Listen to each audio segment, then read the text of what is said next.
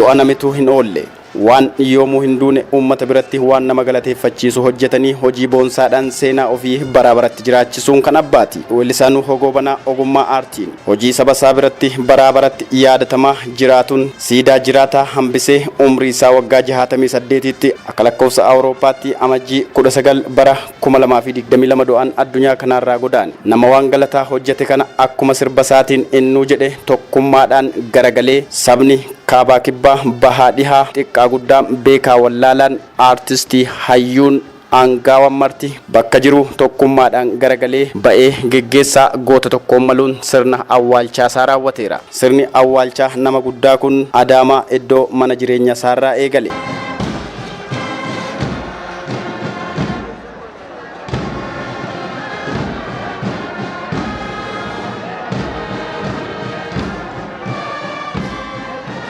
Staadiyeemii Adaamattis uummanni walitti ba'ee seenaansaa dubbatame. Dhaamsi maatii isaan namoota isa beekan jaallattootaa fi dinqisiifattoota isaarraa dhaamsi dabareen darbe seenaatu dubbatame dubbifame. Gonkumaa addaan hin baanu, hin qoodannu, qoodan qeebannu, amantaan addaan qoodamnee waliin dhiibnu, biyya keenya misoomaa fi tokkummaadhaan gara fuulduraatti oofna.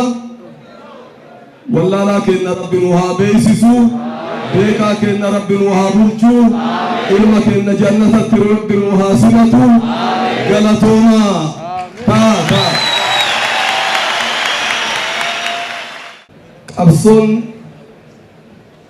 ilma kiyya kabajamaa har'a gara fuula Rabbii deeme kana odoo amantaan hin daangessin qabsoo saphaatiif qabsoo saphoonaa ta'utu nama kana hunda amantoota jiru hunda bifa tokkoon asitti akka hirmaatan asitti akka argaman kan godhe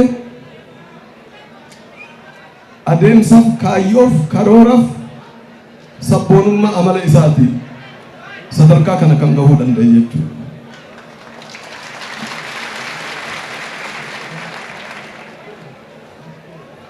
Dhugaa dubbachuudhaaf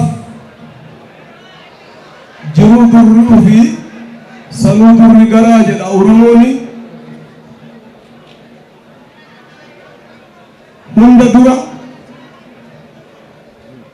tokkummaa keenya yoo ijaarre fi yoo keessa keenya wal hubanne amantaan nun diigu, amantaan nun qoodu, amantaan hin qoodamu.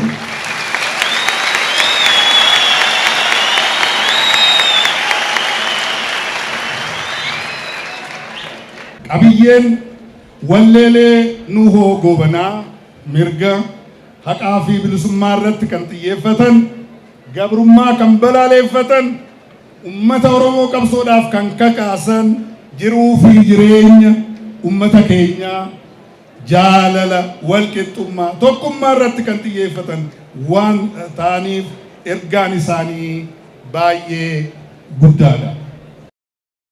Amata dheeraa, amata hedduu, amata 35 ol qabsoo waliin goone. Yeroon ani isa beeku keessatti nuun takkaa firasaa warrasaa ilmaansaa hin jenne. Guyyuu bilisummaa uummata Oromoo wajja nama mo'amee mataan qabamee jiraachuu danda'u miti. Daangaa Oromiyaa jaa, eenyummaa Oromoo jaa, afaan Oromoo jaa, aadaa Oromoo jaa. Kana keessaa waan tokko waan nama isinii tuqeetiin dubbii isinirraa gabaabsaa. Gaafa Xaaliyaan Rooma keessa hojii turre, obboleessi kiyya Elemoollee Lasmuna hojii jira.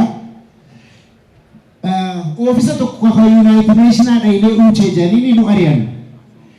Gabbaheeti boo'ee nu maaliif bochaa jennaani ani tanaan boo'u jedhe. Guyyuma tokko osoo addunyaa kanarraa hin deemne waajjira afaan Oromootiin dubbatu biyya afaan Oromootiin dubbattu silaan arkee ni nama jedhe.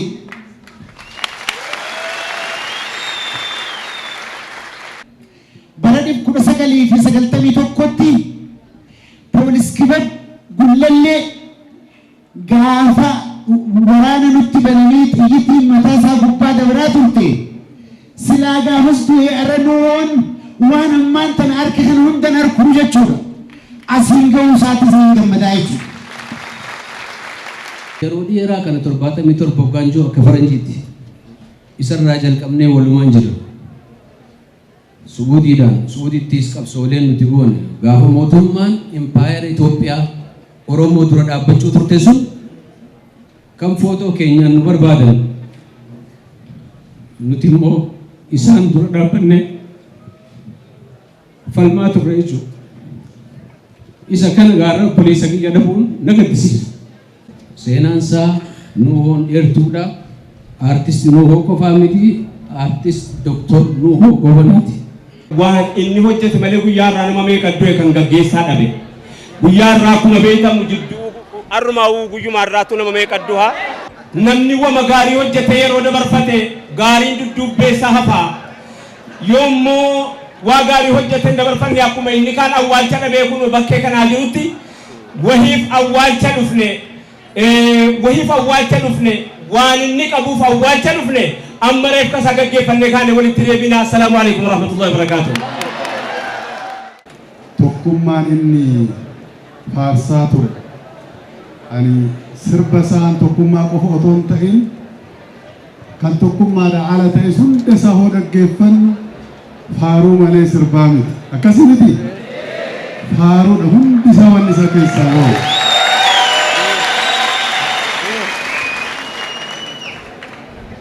Faaruun isaa uumaa faarsa, uumama faarsa. Dubbiin haadha manaa Nuuhoo Goobanaa malikaadhaan asirratti dubbatame garaa biyya raase. Jirtu Nuuhoon hin duune Nuuhoon hin duune. Oromoo meeqaa jira Nuuhoon hin duune ani du'e jedhu ni jira Oromoo Nuuhoon ni jiraami takkummaami uummata Oromoo takkummaami ani nin gammadaami isiniin na gammachiisanii takkummaa Oromoo takkummaa waan biraa waan inni isiniin jedhuun qabu baay'ee galatoomaa. Anaafis sabrii naaf hadhadhaa isin harkinaa nuti hin jabaadhe ani harkaa keessaniin arra jabaadhe ani malkaan Nuuhoon dhabe uummatni Oromootis Nuuhoo dhabdanii jirtanii ni jirtan moo jirtan? Alhamdulillah Rabbil Alamin. Firoonnii fi hiriyoonni Nuuhootis guddisni isaatis walumattuu dinqisiifattoonni Nuuhoo Goobana Aagaa sirna awwaalchaa irratti ganamarraa argaman waa'ee nama guddaa kanarraa dhaammataniiru. Dhaamsa isaas kaadhimachuu dubbataniiru. Ijoolleen isaa har'as deeggarsa barbaadu, ijoollee xixiqqoo qabu. Haati warraasaa Malikaan immoo dubartii ajaa'ibaa hanga dhumaa waliin turtedha. Waan baay'ee dandeessee waan eenyuun dandeenye dandeessee aga dhumaatti waan waliin turtee fi dubartii kanas jajjabeessuun akka isaatti ilaaluun yeroo hunda iyyaafachuun ijoollee kanas bakkaan ga'uun baay'ee barbaachisaadha jedhee yaada.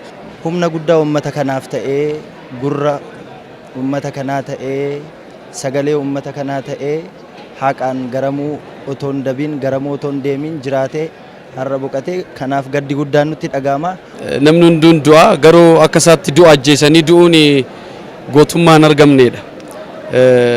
Arras imalanni bakaleessa keessa rakkatee deemeen waa artistii amma akkanatti baay'atanii argitan kana isatu